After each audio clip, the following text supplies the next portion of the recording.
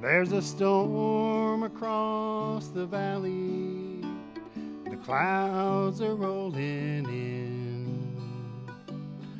The afternoon is heavy on your shoulders.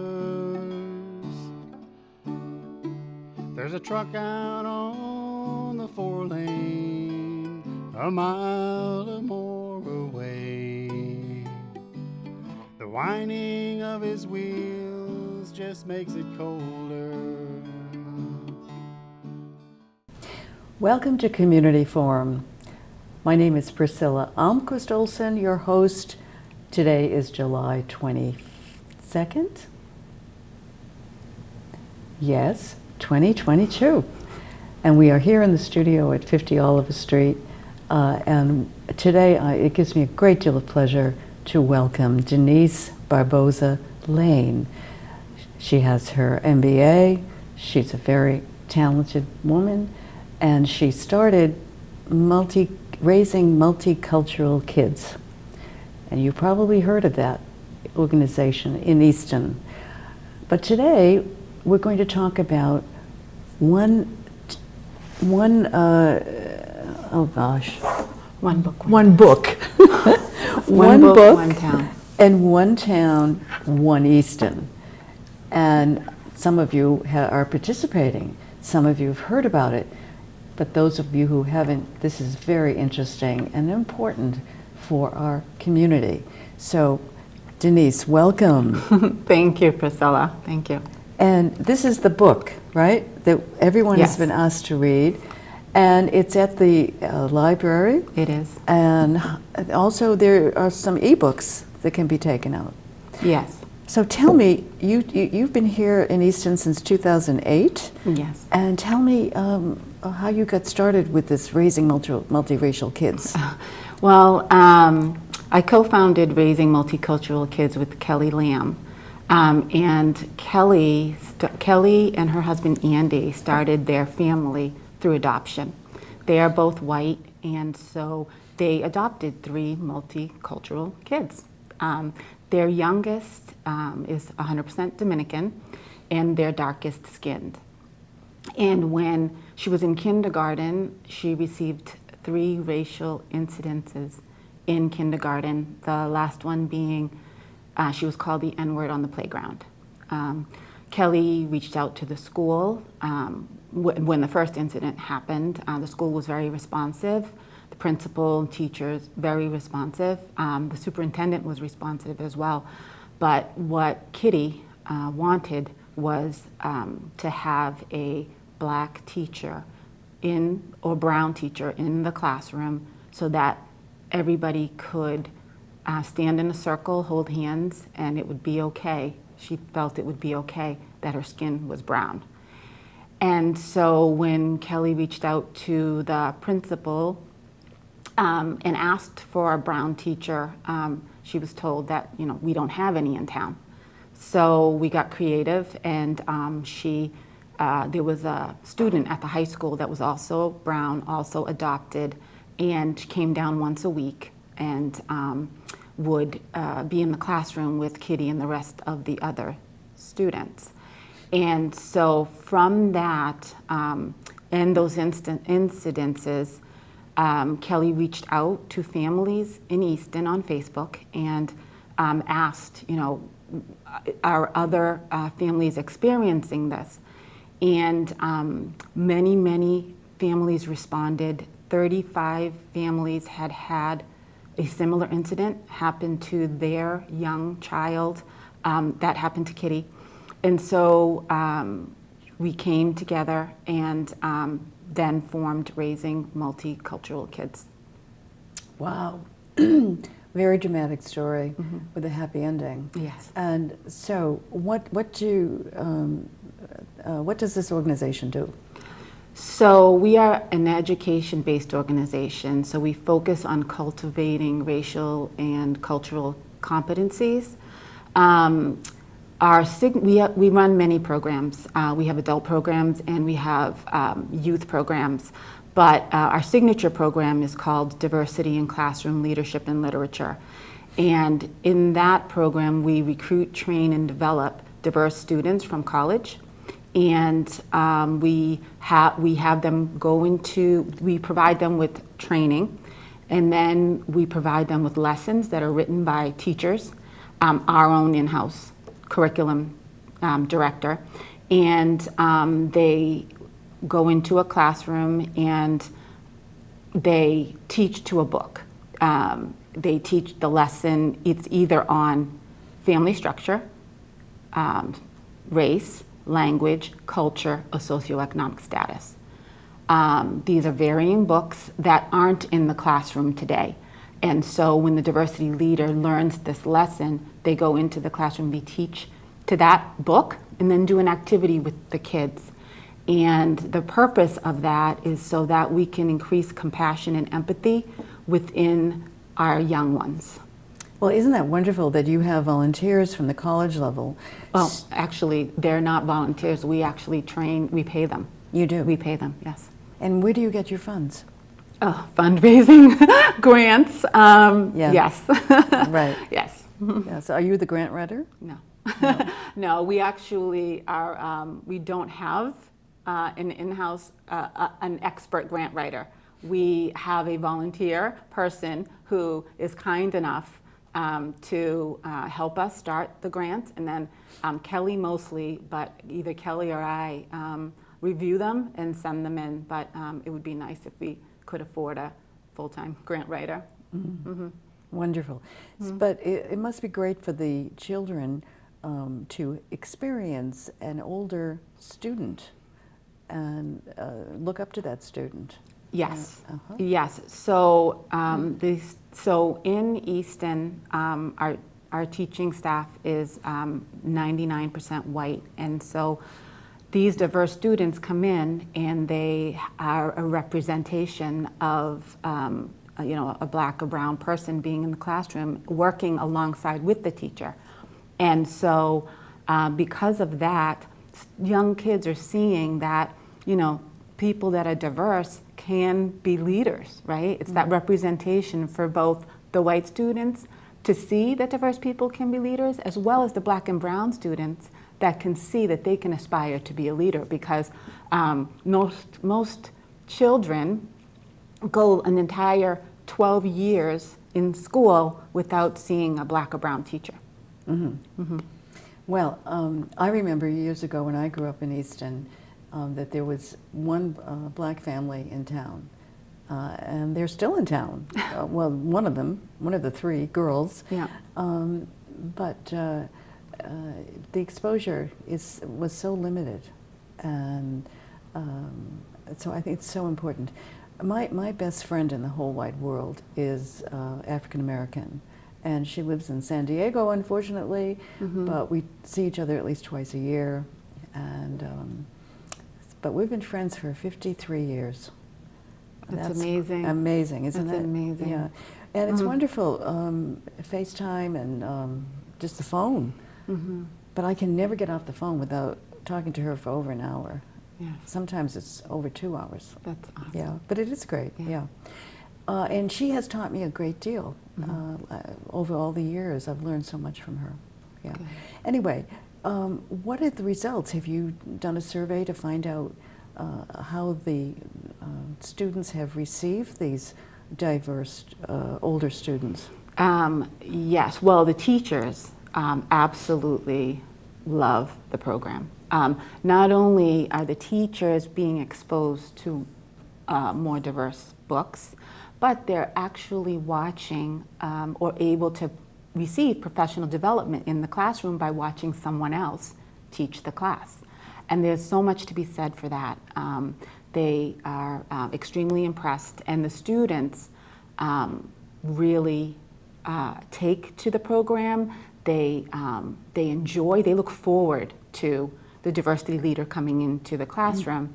And I'll just give you one example. So there was a six-year-old, a first grade classroom, and we have a diversity leader who's a tall African-American young man with dreads. He is probably the nicest, sweetest, most kid-friendly person you'll ever meet. And the last day that he was in the class with this young student, she said to him that when you came the first day, I was scared, but now I don't want you to leave. Wow. Yeah. That brings tears to your eyes, doesn't it? It is. Yeah. It's impactful. Yes. It's impactful because Of we're all course. human, right? Absolutely. Right. Right. So, what a wonderful program. And how long has this been around? We became a nonprofit in 2019. Okay. I mentioned Kitty and Hannah, who came from the high school. That was basically the birth of this program, because from there we started, once we became a nonprofit, we formalized the program. So in 2019. We are currently in 3 school districts.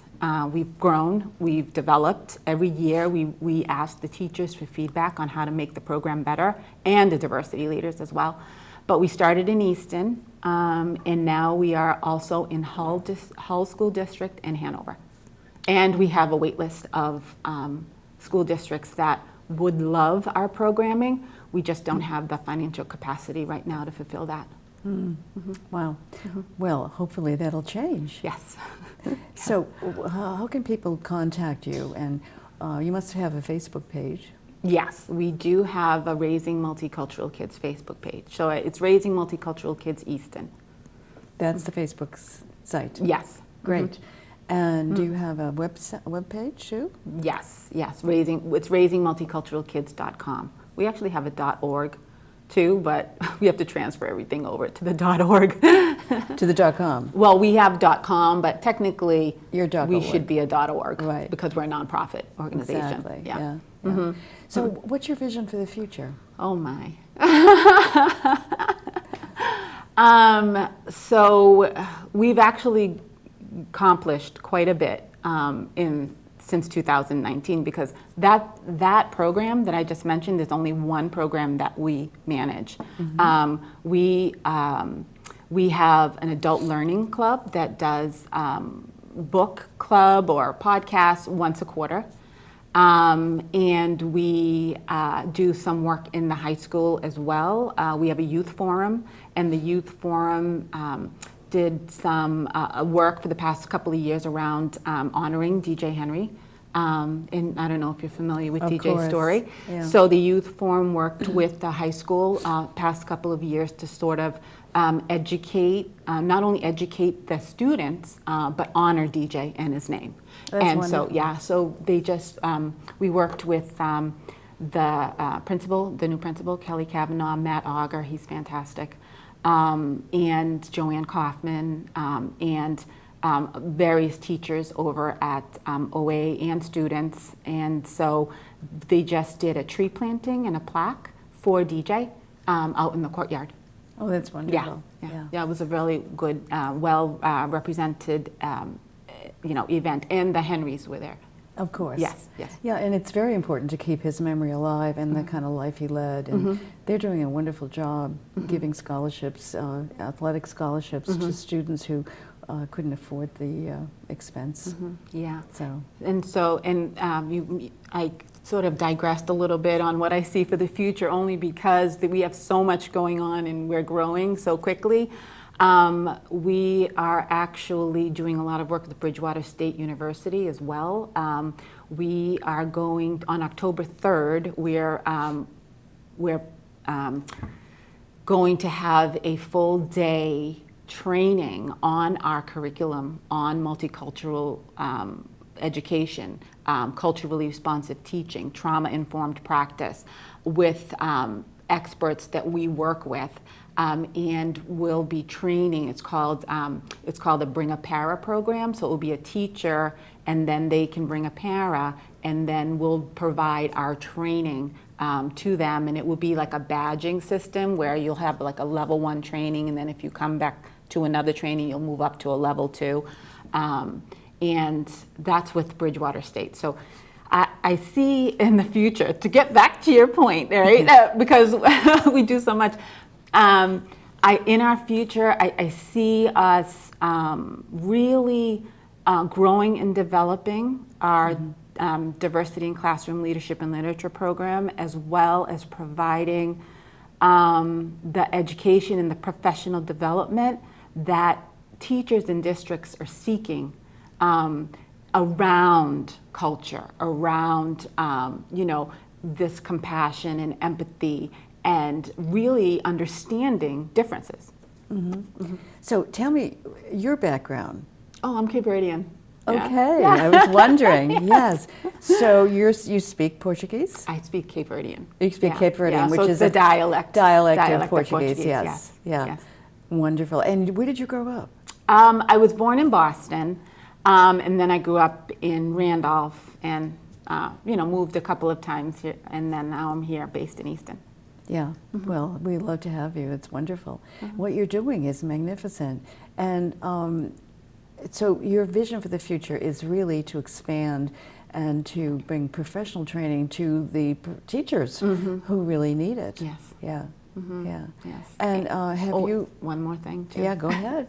So through our program, the Diversity in Classroom Leadership and Literature, not only are we providing opportunities for the college students, but our goal is that these college students will, go back to the districts.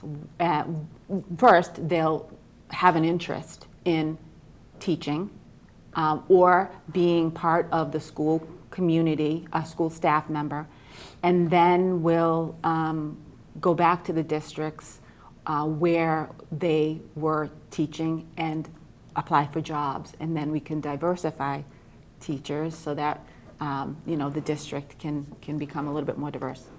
Wonderful. Yeah. Yeah. So are you looking for diverse students who are interested in teaching? Yes. Okay. Yes. And so Bridgewater State is the perfect place. Yes. Yes. And the president is a resident of Easton. Yes, I did. Yes, I know. I think Kelly has met with him. Yes. Yeah. Fred. Yes. Yes. Yeah. And so we have a lot of social work diversity leaders as well. So it fits very well. So our social work, diversity leader students, they are really enjoying being around the kids. Looking at social and emotional learning. That's so important, right? And the social work students are excellent at that. So now that you've introduced this program into the schools, you are now expanding your reach to the town and its residents by having this One Book, One Town, One Easton program. Yes. So tell us, I understand there's already been one session? Tomorrow. Oh, tomorrow.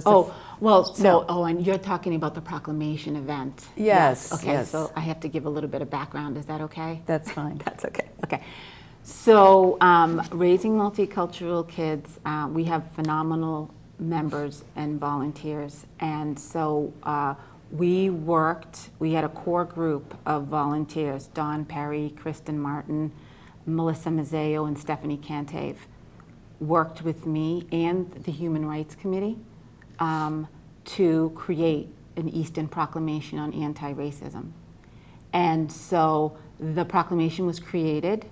It was signed off on by various organizations, really important organizations in the town, the school committee, the school department, the library, the police department, the select board, Raising Multicultural Kids, and the Human Rights Committee.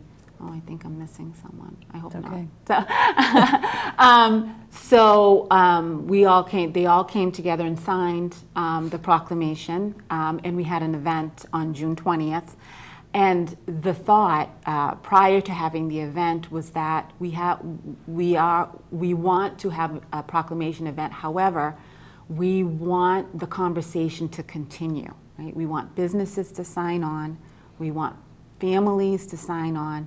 We want townspeople to sign on, and we want the conversation to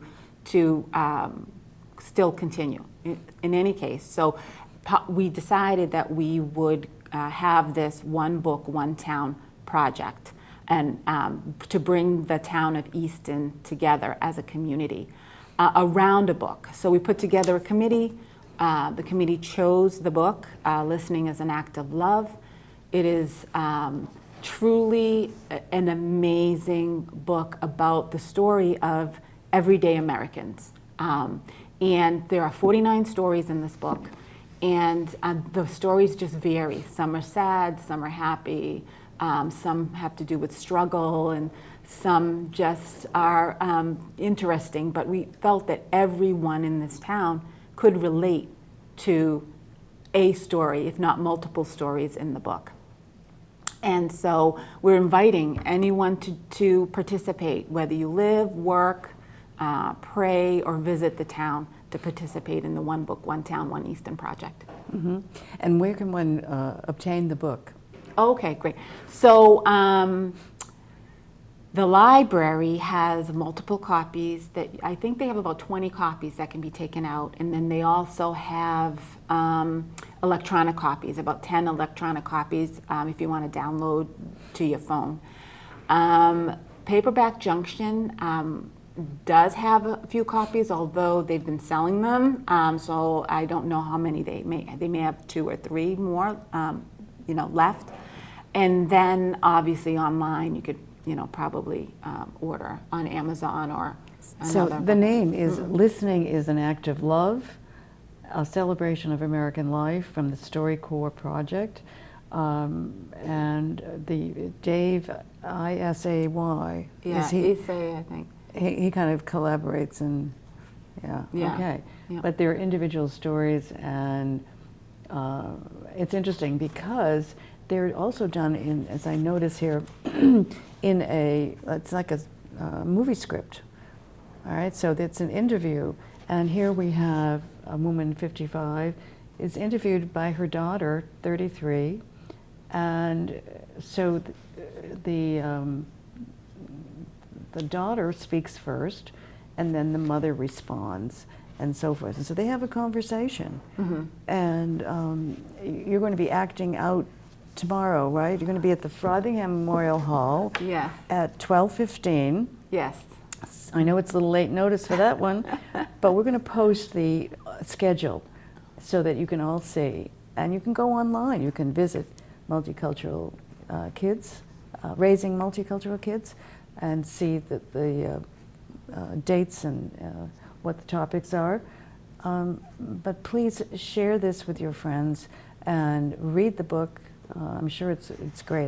This is my very own copy that I just got. I thank you so much for that, Denise. You're welcome. You're welcome. And I'm going to be there hopefully tomorrow at 12:15, and we'll see what happens. So Thank hopefully you will too.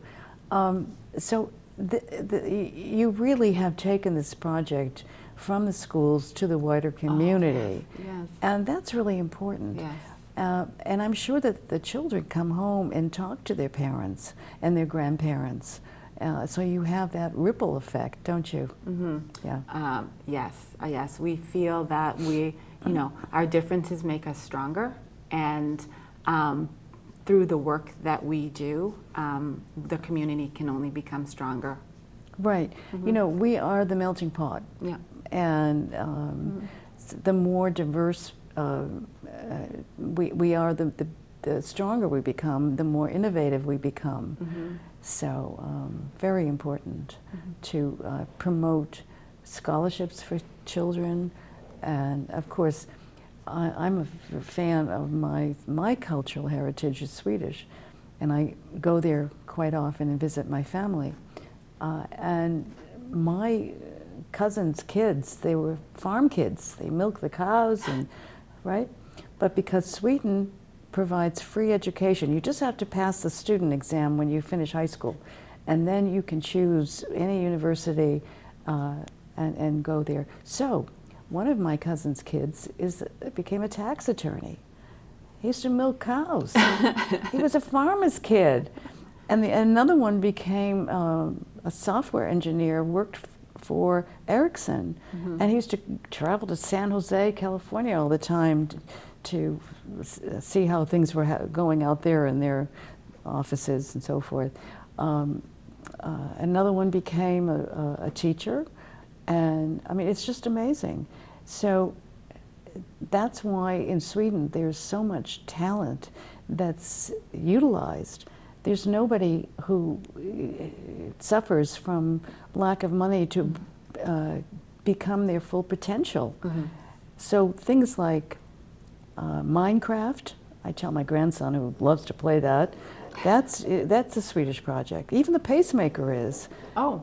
And if you Google all the inventions from Sweden, you will see so many of them are happening in this century. Why? Because kids who normally would have the money to go to college do. Yeah. And therefore they can reach their full potential. So you have lots of startups and things like that. So I hope that someday we'll start with the community colleges being free and then proceed so that every child has an opportunity. And it's good for our economy. Just think of all the talent we have lost, all the innovative products and companies that have not been formed because we've left students behind, all because of the money. Yeah. Right. All right, so tomorrow, 12:15, that's on, the date is? The 22nd. 22nd. July 22nd. But that's not the only event. We have multiple events throughout the summer with the goal of having a town-wide multicultural event in October. Yes. Great, wonderful. Denise, thank you so much for coming today. Thank you. And we wish you all the best. Oh, thank you. And, Thank you. And I'm sure that there are people out there who are interested in joining the cause. So if they want to reach you and volunteer in any capacity, how do they do that? Yes, they can reach out to our, reach out to me directly. My email is Denise Lane, the letter R, the letter M, the letter K, @gmail.com, or we have a general email. It's rmkeaston@gmail.com, and we're actually looking for sponsors of the events. So if you'd like to become a sponsor for One Book, One Town, One Easton, please reach out and we'll get the information over to you as soon as possible because events are starting. Great, wonderful. Yeah. Thank you so much. Thank you. Denise Thank you. Barboza Lane, thank you so much for all of your information. We really appreciate it. And for you in the listening audience, we're going to post all the contact information at the end of this interview. So please reach out to Denise and participate, be a volunteer. Thank you again.